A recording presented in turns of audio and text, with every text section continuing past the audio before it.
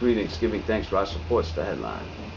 So I've read this article from the BBC, and it's based on a book somebody recently put out. I think this article is I don't know what the title is. It has to do with Rastafari and Shashamani, given to the Rastafari people for defending Ethiopia against the invasion, given the 500 acres by His Emperor Majesty. Since then, some of the land has been retracted from the controlling forces, but yet it is my belief that that land has been restored to the rightful owners.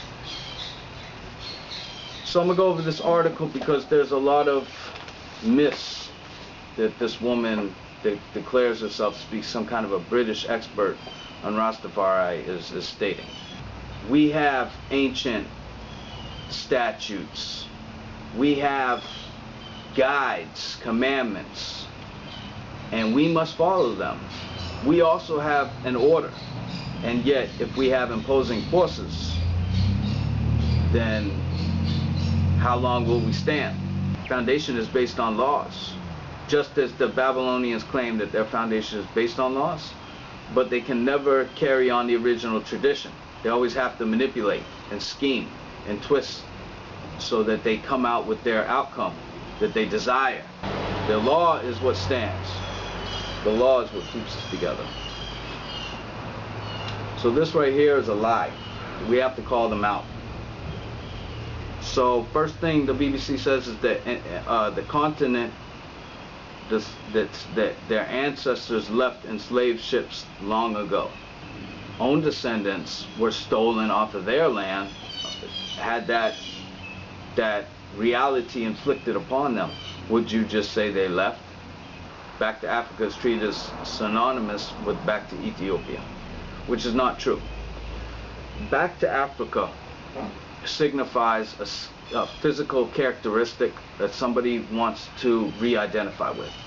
They are of a black skin, and they want to go back to where they believe their ancestors came from. Back to Ethiopia is a spiritual redemption. We are spiritually returning to our homeland, as it's professed in the Bible. It's based on spiritual means. It's based on religious value, and the area in Ethiopia is reserved for the Christian people, the holders of the Ark. It transcends from the Old to the New Testament. That is the home to all followers of the Christ. It's not Rome. Rome is the home to the followers of the beast. Ethiopia is the home to the followers of the Christ.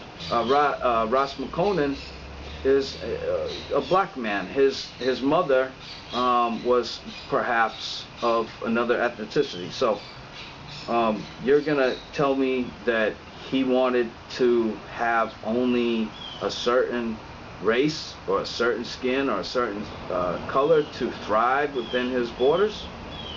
Not so. His Emperor Majesty, him that was sent by the Magnificent One himself, proclaimed and prophesied within the scriptures. That is what we look on to. It is in the same sense that the Christ came. His Emperor Majesty has come in this days because it was written. His Emperor Majesty was going to come down. He was going to come down in his kingly character, and he was going to rule. The rule of rulers. The original Hebrew people don't worship gods. We worship the one on high. And so this is the first major misconception